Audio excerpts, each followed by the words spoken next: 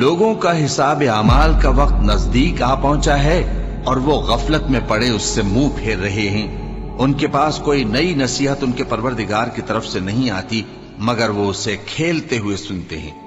उनके दिल गफलत में पड़े हुए हैं और जालिम लोग आपस में चुपके बातें करते हैं कि ये शख्स कुछ भी नहीं मगर तुम्हारे जैसा आदमी है, तो तुम आंखों देखे जादू की लपेट में क्यों आते हो।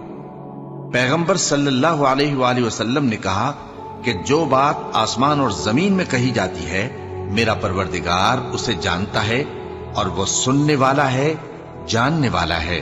बल्कि जालिम कहने लगे कि ये कुरान परेशान बातें हैं जो ख्वाब में देख ली हैं। नहीं, बल्कि इसने इसको अपनी तरफ से बना लिया है। नहीं, बल्कि ये एक शायर है।